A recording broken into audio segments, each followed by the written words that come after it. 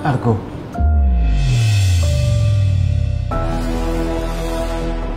Terjadi kekacauan di Hotel Mahesa karena double booking. Grand Ballroom Hotel yang dibuking oleh pihak Indira Fashion ternyata sebelumnya juga telah dibuking oleh sebuah wedding organizer. Pernah sesayang itu pernah.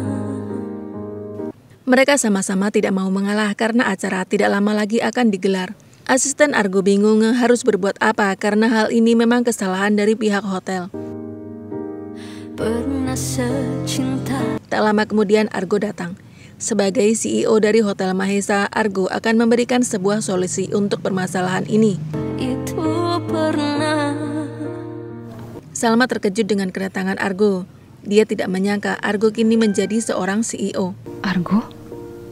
Ngapain dia di sini? Dia tidak menyangka Argo kini menjadi seorang CEO. Pantas saja kini sikap Argo begitu angkuh dan sombong. Argo. Dan ternyata William mengenali Argo. Kenangan buruk tentang Bu Ayunda yang telah merusak rumah tangga kedua orang tuanya membuat William menjadi benci pada Argo sebagai anak pelakor. Indi bertanya apakah William mengenal Argo.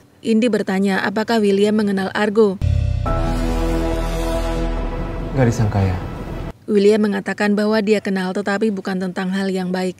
William tidak ingin membahas tentang Argo di depan Indi. Dan Salma heran karena ternyata William kenal dengan Argo. Kita ketemu di sini. Kembali muncul pertanyaan di benaknya, kenapa William hanya melupakannya dan Sally? Apa yang sebenarnya terjadi pada William? Kak, kamu kenal dia? Lalu Argo juga bertanya-tanya dalam hatinya, kenapa William berada di hotel itu bersama dengan Salma? Apakah mereka berdua rujuk?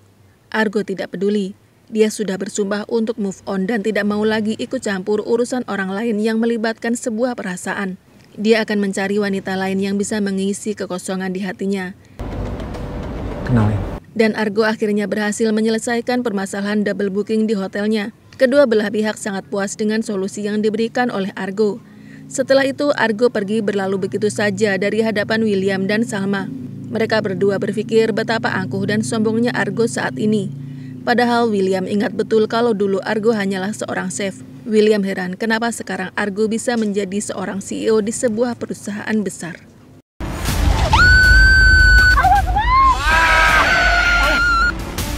Dinda semakin depresi. Dia berontak ketika Andi ingin mengajaknya ke psikiater. Dinda nekat turun dari mobil dan berlari dari Andi. Andi terus mengejarnya tetapi Dinda bersembunyi. Setelah Andi benar-benar tidak menemukannya, Dinda keluar dari persembunyiannya. Dia berjalan tanpa arah dan tujuan sambil terus bergumam bahwa dia tidak gila. Dia tidak ingin pergi ke psikiater.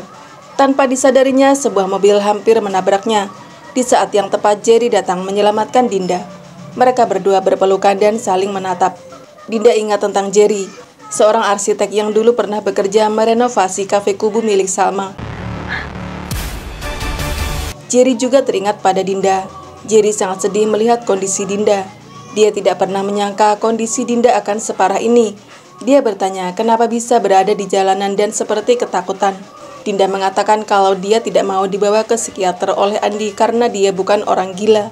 Lantas Dinda meminta tolong kepada Jerry untuk mengantarnya ke rumah Salma demi melihat Sally. Dinda yakin Sally adalah Devika, putrinya yang hilang. Jerry terdiam. Dia teringat akan perbuatannya yang telah mengambil bayinya Dinda atas perintah Erlangga. Jerry pun bersedia mengantarkan Dinda menengok Sally di rumah Salma secara diam-diam.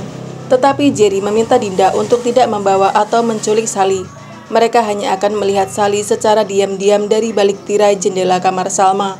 Ketika Bu Wita keluar kamar untuk membuatkan susu, Dinda memaksa masuk ke dalam kamar melalui jendela. Jerry bersedia membantunya asalkan Dinda tidak macam-macam. Mereka akan menggendong Sally sebentar saja sampai Bu Wita kembali ke kamar Sally. Setengah mati aku berusaha move on dari Salma. Kenapa malah ketemu terus sih? Setelah berhasil menyelesaikan masalah double booking di hotelnya, Argo berlalu pergi begitu saja tanpa menyapa William dan Salma. Dia terus merenung, kenapa dia selalu saja bertemu dengan Salma, padahal dia sudah berusaha untuk move on.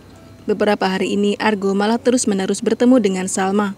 Setengah mati dia ingin melupakan Salma. Argo tidak mau lagi mencintai satu pihak.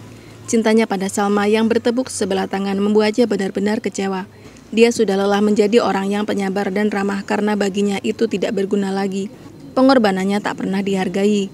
Oleh karena itu, kini dia menjadi begitu dingin, cuek, angkuh, dan sombong. Saya sebenarnya masih...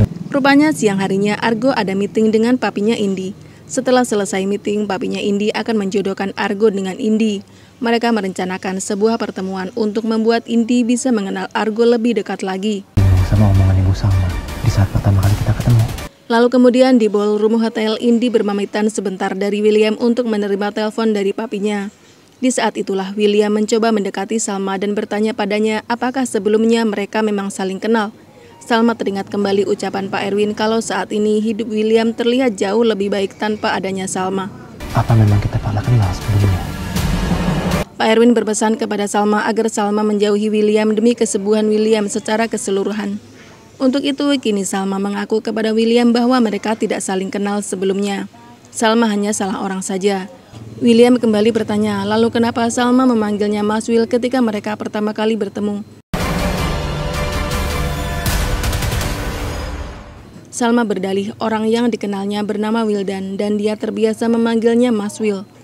Untuk sementara ini, William pura-pura percaya kepada Salma. Tetapi hati kecilnya terus mengatakan kalau mereka berdua sebelumnya pernah saling mengenal. William akan mencari tahu soal itu.